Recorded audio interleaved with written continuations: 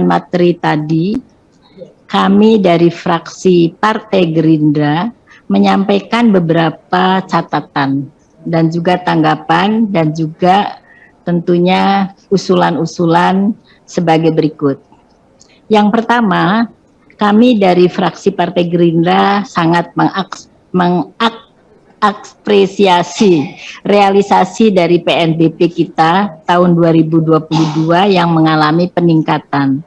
Namun apabila dibandingkan dengan tahun yang sebelumnya, yang terjadi peningkatan tadi, ternyata realisasi PNBP kita ini juga belum mencapai target yang kita inginkan. Nah, untuk itu fraksi Partai Gerindra tidak sekedar mengejar target, tapi bagaimana hasil dari PNBP tadi, Pak, bisa mensejahterakan nelayan-nelayan kita dan juga bisa dimanfaatkan sebesar-besarnya untuk program penanggungan pasca COVID-19 ini. Karena yang kita ketahui nelayan-nelayan kita masih mengalami kesulitan. Yang kedua, dengan capaian PNBP tahun 2022 yang berhasil tersebut, tentu saja kami ingin penjelasan karena di antara Direktorat Jenderal terkait, yaitu antara eselon 1, tidak semuanya. Nah, untuk itu kami inginkan ada keterangan kenapa dari target yang sebesar 49.545.720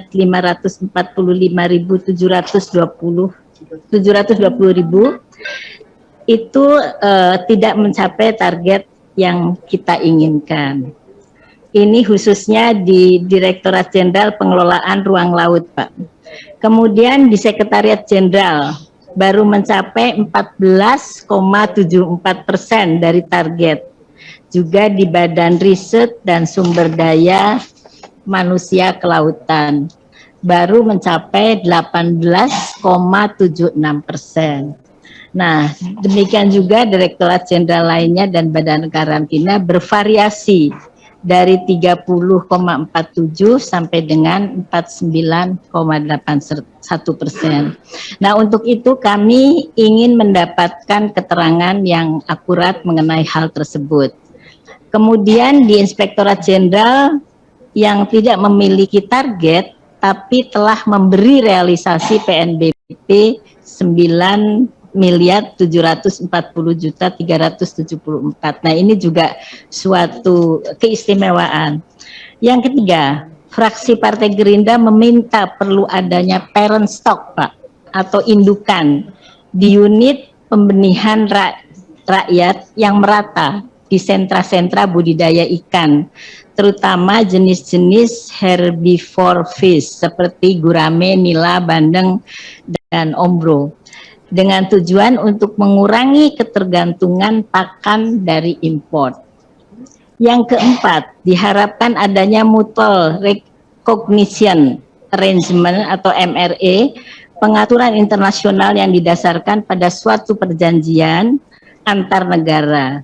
Yang tadi seperti dikemukakan oleh Ibu Wakil Ketua bahwa ekspor kita ke Eropa perlu ditindaklanjuti sehingga go internasional kita melalui pembinaan yang terukur bisa diantisipasi dari sekarang. Terkait hal tersebut, fraksi Partai Gerindra meminta perlu adanya keterbukaan informasi, yaitu dengan sosialisasi untuk mengetahui isi dari MRA tersebut, sehingga potensi ekspor dapat diketahui oleh UKM dan kelembagaan Pokdatan bersama dengan unit pengolahan ikan di daerah-daerah. Nah, kemudian yang kelima, kebijakan ekspor benih lobster dihentikan. Namun sesuai dengan ketentuan yang ada, yaitu dengan sesuai ketentuan yang ada nomor 17/2021 tentang keberlanjutan dalam benih lobster. Tapi sayangnya di lapangan, Pak, masih terjadi penyelundupan ekspor benih lobster ke luar negeri, seperti halnya di Lombok, Pandeglang, Banyuwangi, Jambi, Palembang, Banten, Cirebon, dan lain sebagainya.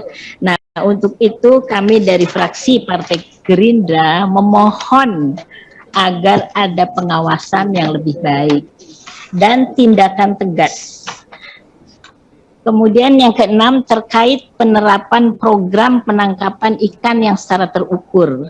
Nah, ini mohon dijelaskan, memastikan dengan benar regulasinya, supaya program ini benar-benar untuk peningkatan kesejahteraan masyarakat nelayan pada umumnya.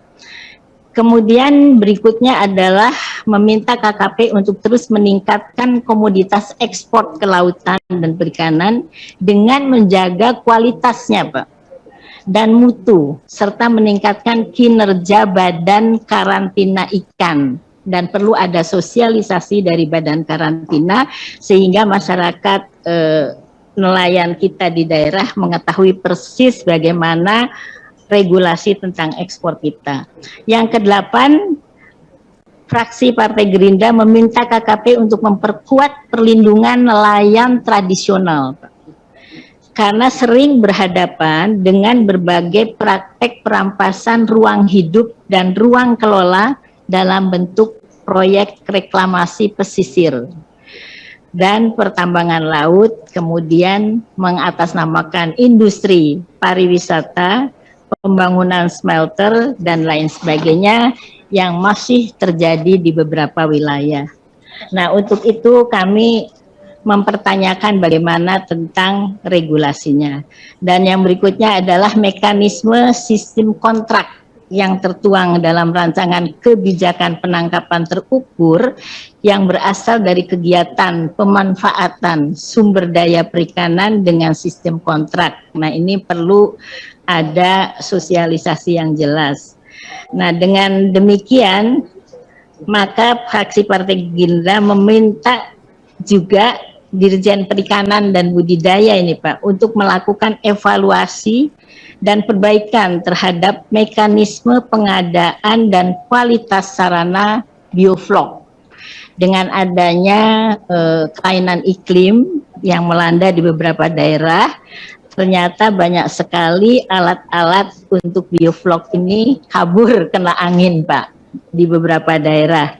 Nah, tentu saja hal ini kalau kita bandingkan dengan pengadaan di tahun 2021, tahun sebelumnya, ternyata lebih kuat, Pak. Nah, jadi berarti ada penurunan kualitas untuk bioflok. Demikian Ibu dan Bapak sekalian, mohon Pak Sekjen dan beserta jajarannya bisa memberikan masukan dan evaluasi tentang kegiatan-kegiatan kami yang ada di daerah. Demikian, terima kasih. Billahi taufik wal hidayah. Wassalamualaikum warahmatullahi wabarakatuh. Waalaikumsalam warahmatullahi wabarakatuh.